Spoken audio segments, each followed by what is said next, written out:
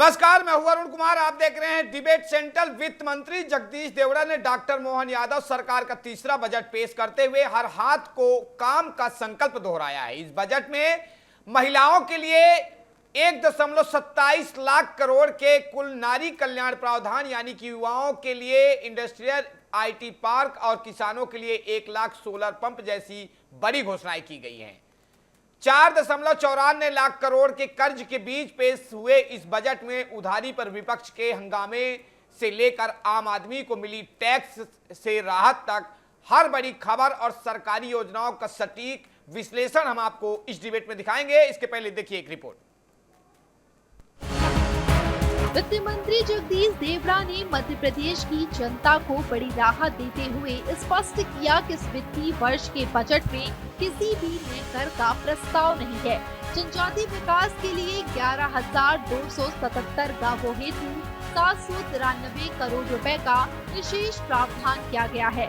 Budget भाषण का समापन करते हुए मंत्री ने इसे विकासोन्मुखी और जन कल्याणकारी बताया। बजट भाषण के बीच सदन में भारी गहमागहमी देखने को मिली।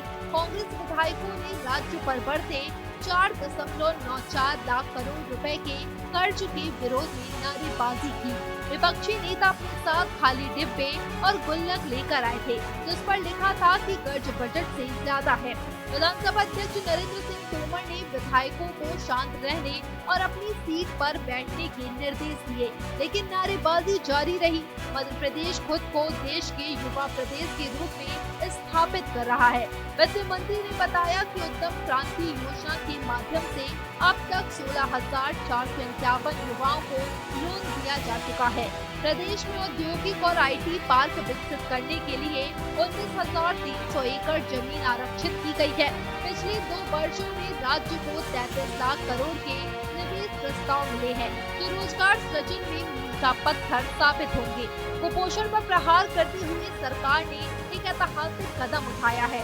अब प्रदेश के कक्षा 8वीं तक के छात्रों को सरकारी स्कूलों में टेट्रा पैक में दूध उपलब्ध कराया जाएगा। इससे न केवल बच्चों के स्वास्थ्य में सुधार होगा, बल्कि दूध के सुरक्षित भंडारण में भी आसानी होगी। बजट भाषण के दौरान सदन में गर्मागर्म बहस और विरोध की स्थिति भी बनी रही। कांग्रेस विधायकों ने विभिन्न मुद्दों को लेकर हंगामा किया और नारेबाजी की। गरीबी से लड़ने का, युवाओं को हौसला दिलाने का और इसी आधार पर समृद्धि का मार्ग धारण करने का संकल्प हमारा है। अर्थात सर्वस्पर्शी, समावेशी विकास, सुशासन, पर्यावरण, पर्यटन और सांस्कृतिक पुनरुत्थान पर हमने इस बजट को फोकस किया है। आपने ध्यान दिया होगा, पिछले समय हमने समृद्ध मध्य प्रदेश 2047 का दृष्टि पत्र का लक्ष्य रखने का निर्णय किया है।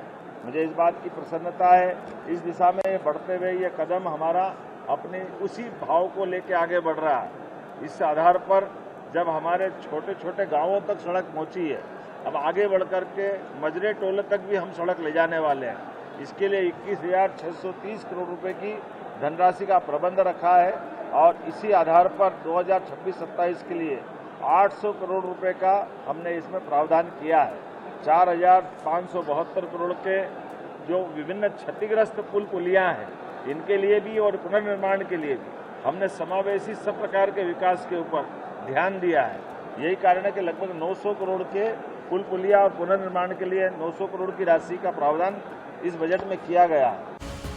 इस दौरान विधानसभा अध्यक्ष नरेंद्र सिंह तोमर ने हस्तक्षेप करते हुए विधायकों को शांत रहने के और अपनी सीटों पर बैठने के कड़े निर्देश दिए, ताकि बजट की महत्वपूर्ण घोषणाएं जनता तक निर्बाध रूप से पहुंच सके। नारी सशक्तिकरण की दिशा में मोहन सरकार ने अपना खजाना खोल दिया है। बजट में लाडली बहना योजना के लिए 23,882 करोड़ की भारी भरकम राशि आवंटित की गई है।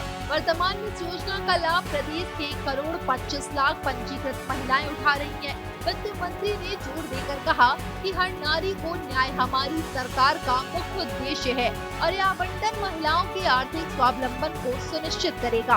वित्त मंत्री ने प्रधानमंत्री जन धन योजना की सफलता को उल्लेख करते हुए बताया कि मध्य प्रदेश में अब तक 4 करोड़ 61 लाख खाते खोले जा चुके हैं। इसने बैंकिंग सेवाओं को गरीब से गरीब व्यक्ति तक पहुंचाने का काम किया है। असंगठित और संगठित क्षेत्र के श्रमिकों के हितों की रक्षा के लिए श्रम विभाग के बजट में 1335 करोड़ का प्रस्ताव रखा गया है। यह राशि श्रमिकों के कल्याण, उनके अधिकारों की सुरक्षा और विभिन्न सहायता योजनाओं पर खर्च की जाएगी।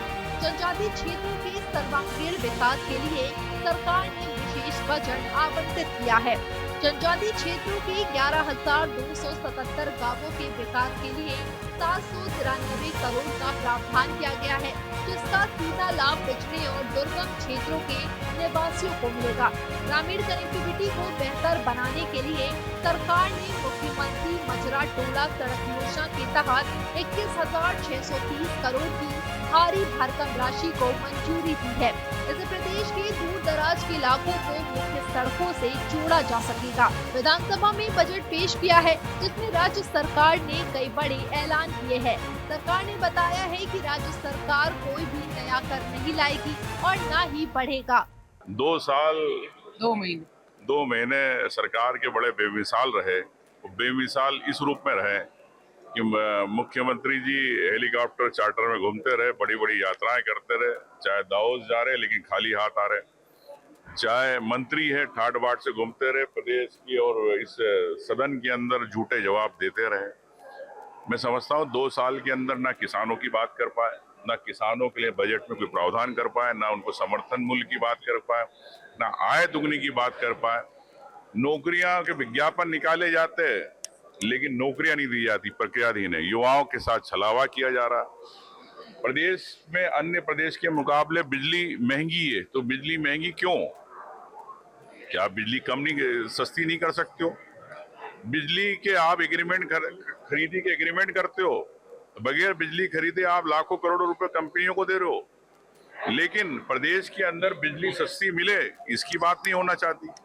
तो मैं समझता हूँ कि भारतीय जनता पार्टी चाहे युवा हो, चाहे लघु उद्योग वाले हो, चाहे किसान हो, आम व्यक्ति के को न रियायतें हैं, चूंकि इसलिए नहीं है कि पैसा नहीं है, लेकिन फिर भी जुमलेबाजी, फिर भी इन्होंने ज्ञानी बजट की बात की। तो ज्ञानी कौन है जो बगैर पैसे के बाजार में निकल गया? वित्त मंत्री जगदीश देवड़ा के विधानसभा में भाषण के दौरान विपक्ष ने जमकर हंगामा किया। एसपी पुलिस में भी 22,500 पदों पर नई भर्तियां की जा रही हैं। एमपी में कक्षा 8वीं तक के बच्चों को टेट्रापैक दूध भी मुफ्त में दिया जाएगा। सरकार ने जी राम जी योजना के लिए 10,410 करोड़ प्रस्तावित किए हैं। अगले साल 2027 में पंचायत और निकाय चुनाव होने हैं, जिसको देखते हुए राज्य सरकार ने भारी भरकम बजट में जारी की है। पंचायत एवं ग्रामीण विकास के लिए 40,062 करोड़ रुपए प्रस्तावित किए हैं। आंगनबाड़ी में भी भर्तियां की जाएंगी।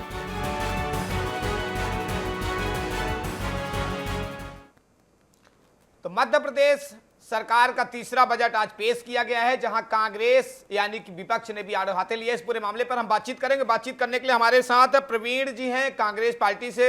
आपका सर बहुत बहुत स्वागत करता हूं। योगेश गुप्ता जी हैं बीजेपी से, आपका भी बहुत बहुत स्वागत है। और हमारे साथ डॉक्टर आर.के. शुक्ला जी अर्थशास्त्री, आपका भी बहुत बहुत स्वागत करता हूं।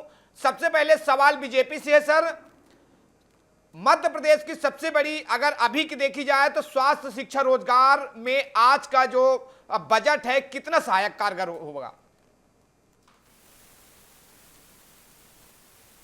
देखिए अरुण जी, मध्य प्रदेश सरकार हमेशा से ही स्वास्थ्य सेवाओं को लेकर नवाचार करती रही है और उसी के मद्देनजर लगभग 1,75,000 करोड़ से ज्यादा का धनराशि का प्रावधान उसमें रखा गया है।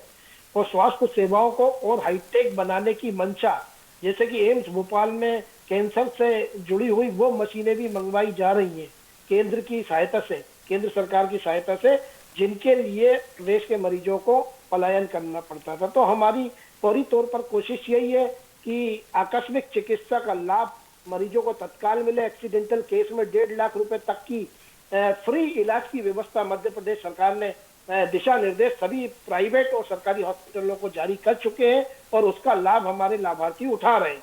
तो मध्य प्रदेश सरकार यथासंभव प्रयास करते हैं कि सर्व जन और सर्व हिताय के लिए जो भी मध्य प्रदेश सरकार कर सकती है वो कर रही है। और उसी तारतम्य में अगर हम किसान कल्याण वर्ष अगर 2026 मनाने जा रहे हैं तो उत्पादन एवं उत्पादक वृद्धि हेतु 28,158 करोड़ रुपए की धनराशि का प्रावधान रखा गया, जिसके आदान व्यवस्था के लिए 64,995 करोड़ की राशि का निवेश के प्रस्ताव है। बेहतर उपज के लिए 8,091 करोड़ रुपए की राशि का प्रावधान किया गया। वहीं फसलों को बचाने के लिए सुरक्षा चक्र हेतु 13,769 करोड़ रुपए की कुल राशि का प्रावधान किया गया। इसी प्रकार किसान कल्याण हेतु अगर टोटल किया जाए तो 1,15,019 करोड़ रुपए की धनराशि का प्रावधान जो कि हम कहते हैं वो कर रहे हैं।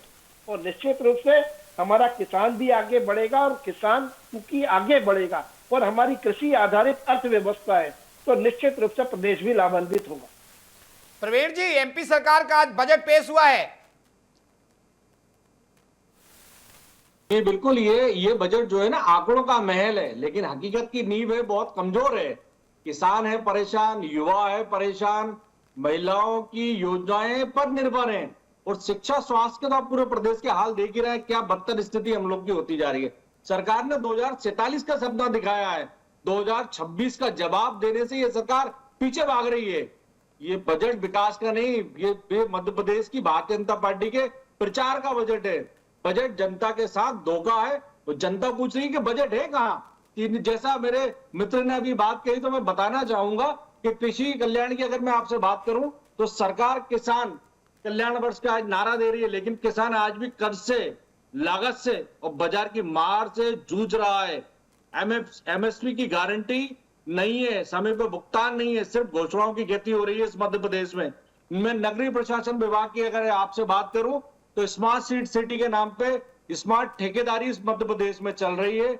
शहर में जल भराव, कचरा प्रबंधन भी पहले, मूलभूत सुविधाएं नहीं है। आपने हाल ही में इंदौर की घटना उसका जीवंत उदाहरण है। विकास सिर्फ विज्ञापन में दिखता है, ये मध्य प्रदेश सरकार है। मैं पंचायत विभाग की अगर आप बात करूं तो गांव के अंदर अधूरी सड़कें हैं, अटकी मनरेगा की मजदूरी है, भ्रष्टाचार की शिकायतें लामबंद होती जा रही हैं। ग्राम स्वराज की जगह फाइल स्वराज मध्य प्रदेश में चलता मुझे दिख रहा है। लोक निर्माण की बात करूं तो 90 डिग्री भोपाल में जो ब्रिज बना था वो जीवंत आपके सामने वो उदाहरण है। और हर साल मध्य प्रदेश के अंदर जो गड्ढे हैं मध्य प्रदेश के सड़कों से ज्यादा मजबूत गड्ढे होते जा रहे हैं। ये मध्य प्रदेश इन्होंने 23 साल में भारतीय जनता पार्टी ने बनाया है। ये बात करते हैं गृह विभाग की, मैं बताना चाहूंगा कि लॉ एंड ऑर्डर की स्थिति मध्य प्रदेश में सबसे ज्यादा दयनीय स्थिति में है। महिला अपराध हो, माफिया संरक्षण की हम बात करें, राजनीतिक संरक्षण भारतीय जनता पार्टी का लगातार मिलता जा रहा है। उसका जीवंत उदाहरण है कि स्लाटर हाउस मध्य प्रदेश की राजधानी में के अंदर गो मांस को लगातार काट कर इन्होंने बेचा है। ये भाजपा सरकार का ट्रिपल इंजन है। विपक्ष पे तो शक्ति दिखाते हैं इनका गृह विभाग, लेकिन अपराधियों पर इनकी पकड़ जो होती है कमजोर हो जाती है। ये मध्य प्रदेश की भारतीय जनता पार्टी की सरकार है। मैं किन किन विषयों पे बात करूं, किन किन डिपार्टमेंट की आप बताऊं। ऊर्जा विभाग के अब मेरे मंत्री जी में सुन रहा था कि माननीय देवड़ा जी ने ऊर्जा विभाग को बताया बिजली की दरों में राहत का दावा करने वाली ये सरकार है, लेकिन बिजली के बिलों के अंदर जो गड़बड़ी है पूरे मध्य प्रदेश की जनता जानती है। किसान आज कितना परेशान है, समस्या जस की तस है, सुनने वाला कोई नहीं है। उद्योग विभाग की मेरे मित्र और बात आप मैं आपकी समझूं तो निवेश पे शिखर सम्मेलन लगातार ये करते हैं, बड़े बड़े दावे करते हैं, बड़े बड़े पोस्टर होर्डिंग पूरे शहरों में लगाए जाते हैं, लेकिन युवाओं को रोजगार नहीं मिल रहा है। सिर्फ इवेंट हो रहा है, इवेंट पे करोड़ों रुपए मध्य प्रदेश की जनता का हमारा पैसा खर्च किया जा रहा है। परिवहन की स्थिति तो आपने देखा, ओवरलोडिंग पे किस तरह नाकों पे चुंगियों पे इन्हीं के नेता जो उगाई करते हुए मिल जाते हैं। सड़कों की स्थिति आपने देख ही ली है। पूरा मध्य प्रदेश त्राही कर रहा है और भारतीय जनता पार्टी विज्ञापन की सरकार है, विज्ञापन में मस्त है। अभी आपने हाल ही में देखा होगा उमंग सिंह नेता प्रतिपक्ष जी ने वन भूमि को लेकर बड़ा एक उन्होंने बात कही थी कि आदिवासियों की जो अधिकार है उनकी लगातार मध्य प्रदेश में अनदेखी की जा रही है। लगातार भारतीय जनता पार्टी अपने पूंजीपति मित्रों को अवैध खनन करने के लिए जंगल उनको दे रही है। तो जब जहां जंगल और जन दोनों सुरक्षित नहीं है तो मध्य प्रदेश में आप क्या स्थिति आप देख सकते हैं। तो आदिवासी जो है हमारे भाई है, मध्य प्रदेश की मूलभूत है, मध्य प्रदेश की आवाज है, स्वर है। तो इस प्रदेश को अंदर ऐसा बना दिया। अनुसूचित जाति की अगर मैं बात करूं तो अनुसूचित जाति के क्षेत्रों में शिक्षा की बहुत ज्यादा दुर्दशा हो रही है। आज जो स्कूल है लगातार बंद होते जा रहा है, उस पर सुनने वाला कोई नहीं है। ये आंकड़े बताएंगे, आंकड़े जितने भी इस बजट में आए आए सिर्फ आंकड़े आए हैं। और मैं वित्त विभाग की बात करूं, चूंकि वित्त विभाग जो है इनका लाडला है, जिसके आंकड़े इन्होंने आज बजट में पेश किए हैं। वित्त मंत्री जी उसकी वाहवाही लूट के जाते हैं। तीसरा वर्ष था वित्त मंत्री जी का इस सरकार में, तो लगातार उन्होंने आंकड़ों की जादूगरी दिखाई है। मैं इसका जानना चाहूंगा कि आखिर क्या कारण है कि मध्य प्रदेश का जो बजट है वो कर्ज से ज्यादा होगा। कर्ज हमारे मध्य प्रदेश सबसे ज्यादा, तो बजट कहां गया फिर? सरकार क्यों ऐसी, जब सरकार का मैनेजमेंट ही नहीं है तो मध्य प्रदेश की जनता को कर्ज का बोझ में क्यों दबा रही है मध्य प्रदेश की सरकार, ये हम जानना चाहेंगे। श्रम विभाग में आपने देखो लेबर की क्या स्थिति है। ऐसे कई डिपार्टमेंट है। पर्यटन की दुर्दशा आप देख ही चुके हैं, मध्य प्रदेश में पर्यटन आना बंद हो गया। तो ऐसे कई डिपार्टमेंट है जहां पर योजनाएं सिर्फ इनकी बजट में आती हैं, जमीन पर हकीकत में कुछ नहीं दिखता है। सिर्फ जनता पूछती है विकास कहाँ है, तो विकास दिखता है कि मध्य प्रदेश के अंदर हॉस्पिटल के अंदर दूध मोहे बच्चों को चूहे उतर जाते हैं। जिस प्रदेश के अंदर 23 साल से बीजेपी की सरकार है, जिस प्रदेश में लगातार 23 साल से बीजेपी की सरकार है, वहां पर दूषित पानी मिलता है, जवाबदेही किसी की नहीं होती है। इस प्रदेश के मुखिया को समझना पड़ेगा कि मध्य प्रदेश की जो गाड़ी कमाई का पैसा है, जनता के टैक्स का जो पैसा है, उसमें जो आप बजट लेकर आ रहे हैं तो जनता को राहत देना चाहिए, दुविधा ये समस्या नहीं देना चाहिए। मेरे सवाल है, मेरे जो प्रवक्ता साथी हैं वो जवाब दें इस बात का। हम डॉक्टर आर के शुक्ला जी हमारे साथ भी जुड़े, उनसे मैं एक राय लेते।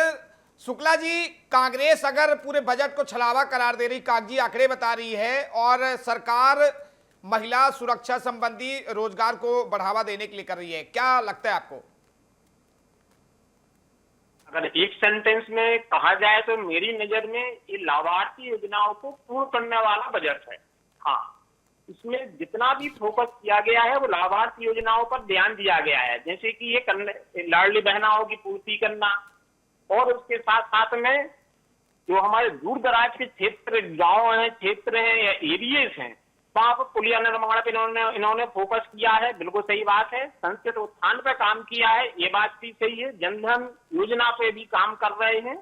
नारी सशक्तिकरण पर फोकस किया गया है। ये निश्चित रूप से श्रम कल्याण भी है, ये निश्चित रूप से सरकार के अच्छे कदम हैं, इनका स्वागत भी किया जाना चाहिए। लेकिन मुख्य सवाल ये है, ध्यान देने योग्य वाली बात भी ये है, क्या देखिएगा हमारे प्रदेश का जो टोटल बजट है उससे ज्यादा हमें कर्ज चुकाना है।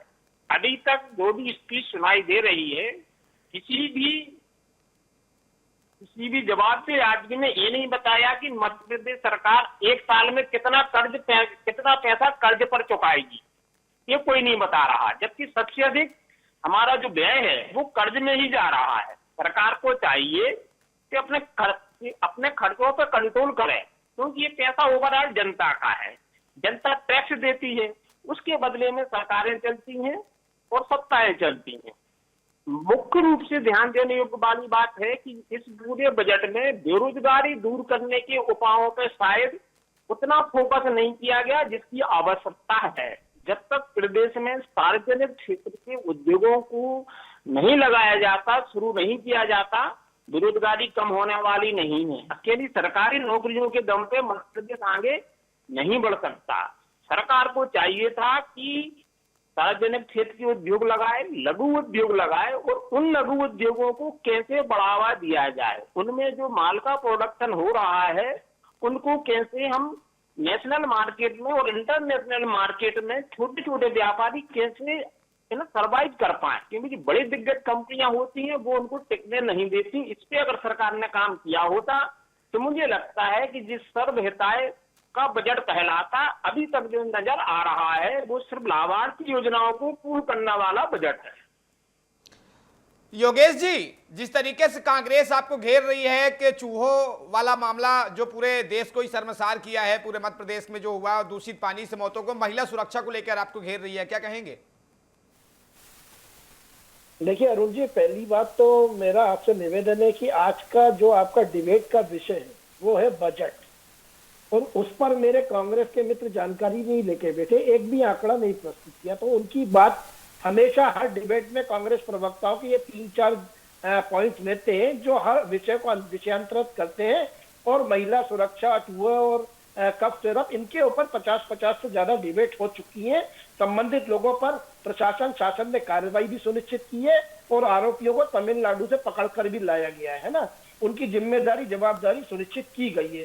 तो बेहतर होगा आज का जो फोकस है आपका डिबेट का वो बजट पर रहे तो ज्यादा बेहतर होगा। मैं उसी पर आता हूँ। वरिष्ठ पत्रकार महोदय ने एक प्रश्न अपनी बात कहते हुए एक प्रश्न पूछा कि कर्ज पर किसी ने बात, तो मैं बताना चाहूंगा 16 लाख करोड़ 16.70 लाख करोड़ की जीएसडीपी मध्य प्रदेश की है वित्तीय वर्ष 25-26।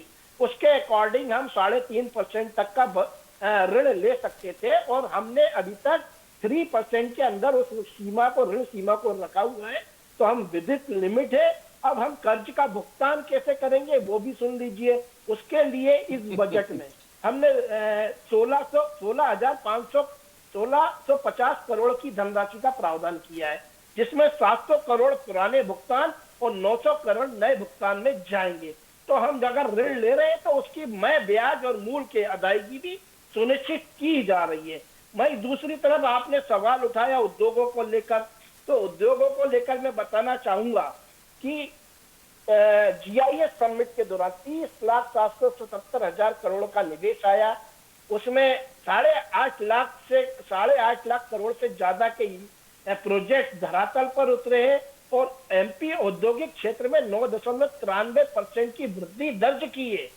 जीआईएस समिट के अलावा अगर हम सूक्ष्म लघु मध्यम उद्योगों की बात करें तो 2900 करोड़ की धनराशि का उसमें प्रावधान था और वो सहायता दी गई है, जिसमें 1723 स्टार्टअप चल रहे सक्रिय और 103 इनक्यूबेशन सेंटर चालू हो चुके हैं। 1028 औद्योगिक यूनिट स्थापित हो चुके हैं। स्वच्छता सर्वेक्षण में हम लगातार 8 राष्ट्रीय पुरस्कार लेकर इस बात को प्रमाणित कर रहे हैं कि स्वच्छता के प्रति हम अनदेखी नहीं कर रहे हैं। नगरीय विकास आवास अमृत 2.0 योजना के अंतर्गत 4065 करोड़ रुपए का आवंटन हुआ था, जिसमें से 8.75 लाख शहरी आवास बनाए जा चुके हैं। भावांतर योजनाओं में किसानों को जहां भय मुक्त व्यापार की सुविधा मिली, वहीं बिचौलियों से मुक्ति मिली और सरकार ने उनके भावांतर की राशि लगभग 1869 करोड़ से ज्यादा की अभी तक नवंबर 2025 से लेकर और जनवरी 2026 तक उनके खातों में हस्तांतरित करी है। उर्वरक वितरण को लेकर बात करें तो निश्चित रूप से डिजिटल प्रोग्राम उसके लिए जीपीएस ट्रैकिंग के आधार पर उर्वरक सही व्यक्ति तक पहुंचे, इस बात की सुनिश्चितता की गई है। ईज ऑफ डूइंग बिजनेस, इसमें सुधार एवं प्रक्रिया सरल हुई है। अनुपालन का जो बोझ था वो कम हुआ है। कंपनी रजिस्ट्रेशन में 13.6% की वृद्धि हुई है। सीएसआर वे 600 करोड़ तक पहुंचा है। 73,669 नौकरियां अभी तक मिल चुकी है और इस प्रकार हम लगातार प्रयासरत है। सेमीकंडक्टर, ड्रोन जैसी नीति प्रौद्योगिकी के विकास में एमपी को देश के अग्रणी राज्यों में लाकर खड़ा करती है। सेवा क्षेत्र में 37% की हिस्सेदारी। पर्यटन पे बात करी, पर्यटन में मैं बताना चाहूंगा कि पिछले वित्तीय वर्ष में 13,78,000 करोड़ रुपए की राशि मध्य प्रदेश सरकार को पर्यटन और हमारे धार्मिक स्थलों के माध्यम से राजस्व प्राप्ति हुई है। तो हम जहां एक तरफ राजस्व की प्राप्ति कर रहे हैं, वहीं दूसरी तरफ खर्चे का भी बंदोबस्त है। इसी प्रकार अगर मैं अनुसूचित जनजाति वर्ग की बात करूं तो 47,429 करोड़ की धनराशि का प्रावधान जनजाति वर्ग के कल्याण और उन्नयन के लिए रखा गया। अनुसूचित जनजाति के लिए 31,192 करोड़ की धनराशि। तो पैसा खर्च कहाँ हो पा रहा है? अरे इस बजट, ये बजट जो पिछले वर्ष वित्तीय वर्ष का तो लगभग 70 से 75% व्यय हो चुका है और जिसका लाभ हमारे लाभार्थियों को मिला है। मध्य प्रदेश में लगातार झूठे नहीं, आपके पास तो आंकड़े ही नहीं है। आप तो मुंह जवानी खर्चा आंकड़े बता रहा हूँ ना आपको। मैं आप मुझे बताइए, आपने 608 रोजगार मेरे मध्य प्रदेश में किए हैं, 85,000 ऑफर लेटर दिए हैं, लेकिन वो नौकरियां कहाँ है? युवा मध्य प्रदेश का बेरोजगार है। मध्य प्रदेश योगेश जी, कितने लाख करोड़ मैं ध्यानपूर्वक आपकी बात सुन रहा था। मैं आपसे सवाल पूछ रहा हूँ, डिटेल में मत जाइए। मैं आप आंकड़े ये बता रहा हूँ, बताइए, जब आप आप बोल आंकड़े रहे की बात थे, कर रहे हैं, मैं पूछ रहा हूँ। जब आप बोल रहे थे, 6,800 मैं आपको रोजगार इंटरप्ट मिले नहीं मध्य कर रहा प्रदेश था। में हुए हैं। जब आप बोल रहे थे, मैं 85,000 आपको ऑफर इंटरप्ट नहीं कर लेटर रहा था, अपने अब आप बांटे ये हैं, इंटरप्ट लेकिन वो करके इस युवाओं को प्रकार रोजगार की ही नहीं डिबेट मिला। खराब करने का जो प्रयोजन तो कर नौकरियां रहे कहाँ है, स्थायी हैं, वो नौकरियां? इंटर को मध्यस्थता करनी चाहिए। मगर मैं समझ सकता हूँ इंटर की भी अपनी मजबूरियां हैं, नया नया चैनल है, और अगर विपक्ष को नहीं दिखाएगा तो चलेगा कैसे। निश्चित रूप से इंटर कैसी बात कर रहे हैं? विषयांतर करने की आप अनुमति क्या दे रहे हैं, अभिव्यक्ति की तभी आप आजादी भी विषयांतर छीनेंगे क्या? कर रहे हैं। आप आपके मीडिया पास को क्या अपने साथ अभिव्यक्ति लेके देखिए जाएंगे योग क्या? देखिए योगेश जी मध्य प्रदेश सरकार योगेश या जी भारतीय जनता पार्टी योगेश योगेश जी, जी किस तरह की चैनल बात कर चैनल रहे हैं? कोई भी हो, योगेश जी आपका समय योगेश जी चैनल कोई भी हो, सवाल करना हमारा काम है, सवाल करना हमारा काम है। हमारा आपसे निवेदन है कि हम सवाल कर रहे हैं और उन सवालों का जवाब आपको देना चाहिए, है ना जी। कंटिन्यू जी। अरुण जी, दुखद ये है कि किस ना मानसिकता तो के आप दौर में ये विषयांतर लोग? करने वालों को रोक रहे हैं और ना ही आप स्वयं भारतीय जनता सवाल कर पार्टी रहे सिर्फ हैं, रेटिंग बल्कि रटाई आप स्कीम डिबेट तो बढ़ती खराब- है, आप जनता की डिबेट बातें खराब नहीं करते करने- आप लोग। डिबेट खराब करने वालों के प्रयासों को आप बढ़ावा दे रहे हैं। बीच में आपको टोकना चाहिए कि आप विषय पर रहिए, इधर उधर ना जाकर, और मैं आप आपसे विषय पूछ से रहा हूँ, अगर जानकारी नहीं 6,800 रखते, रोजगार तो जो कांग्रेस मिले हुए पार्टी- हैं। प्रवीण जी एक 86 योगेश जी को हजार सुन लेते हैं। प्रवीण जी एक मिनट पहले योगेश जी को सुन लेते हैं, फिर आपके पास आते हैं जी। कंटिन्यू करें आप। आपका जब समय आए तो आप बोलिएगा, खूब बोलिएगा। स्वास्थ्य सेवाओं में कुल 34,112 रुपए 12 करोड़ रुपए खर्च कर चुके हैं पिछले वित्तीय वर्ष में। आप पूछ रहे थे ना, तो बता रहा हूं मैं। शिक्षा के लिए 10.37% बजट का आवंटन, कुल बजट का 10% 33% राशि का प्रावधान किया गया है। ये तमाम वो चीजें हैं कि अगर मैं गिनाने बैठूं तो आपका डिबेट का समय कम पड़ जी, जाएगा। और आप प्रवीण लोग जी मानने से रहे जी तो योगेश आपको- जी टाइम की पाबंदी है, टाइम की पाबंदी है। कांग्रेस से भी इसका पक्ष जानना चाहते हैं जी। प्रवीण जी देखिए, मेरे भाई जो भारतीय जनता पार्टी के प्रवक्ता है, उन्होंने कहा मैं आंकड़े लेके नहीं बैठा हूं। मैंने तो सिर्फ एक आंकड़ा पूछा उनसे, तो आपके ऊपर सवाल खड़ा करने लगे न्यूज चैनल पर। शर्म आनी चाहिए भारतीय जनता पार्टी के प्रवक्ताओं को। मेरा अरे सवाल कोई है नहीं कर आपसे, रहा। हम तो जवाब देने के लिए बैठे योगेश हैं। जी, हम तो जवाब देने के लिए मैं बैठे आंकड़े हैं। लेके बता रहा हूँ, हम आपको नहीं आंकड़ों पर बैठे। जवाब दीजिए।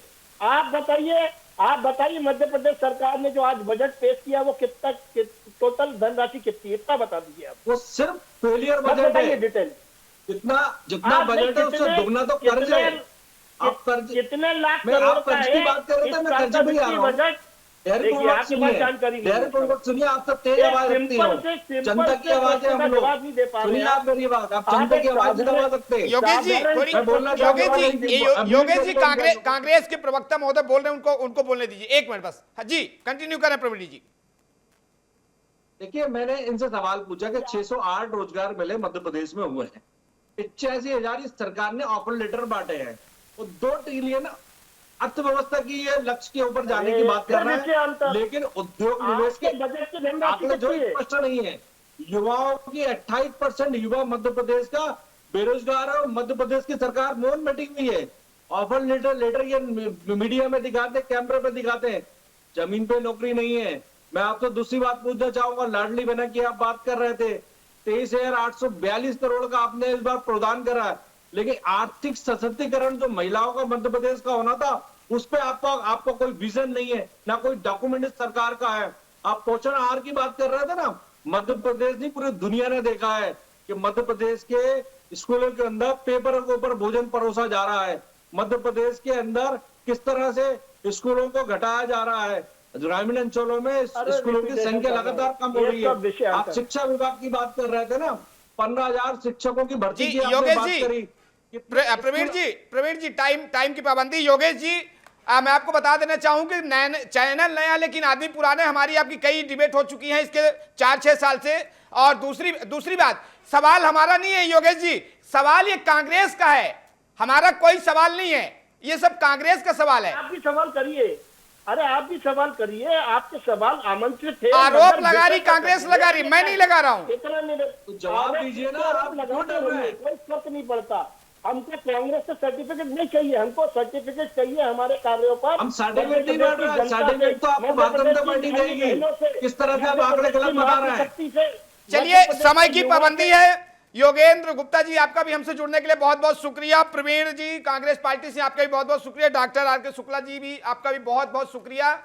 तो मध्य प्रदेश का तीसरा बजट आज मध्य प्रदेश सरकार ने पेश किया। इस बजट में महिलाओं के लिए 1.27 लाख करोड़ के कुल नारी कल्याण प्रावधान, युवाओं के लिए इंडस्ट्रियल आईटी पार्क और किसानों के लिए 1 लाख सोलर पंप जैसी बड़ी घोषणाएं की गई हैं। वहीं 4.94 लाख करोड़ के कर्ज के बीच पेश हुए इस बजट में उधारी पर विपक्ष ने भी जमकर हंगामा काटा। डिबेट सेंटर में यहीं तक। आप देखते रहिए DN न्यूज़ प्लस। नमस्कार।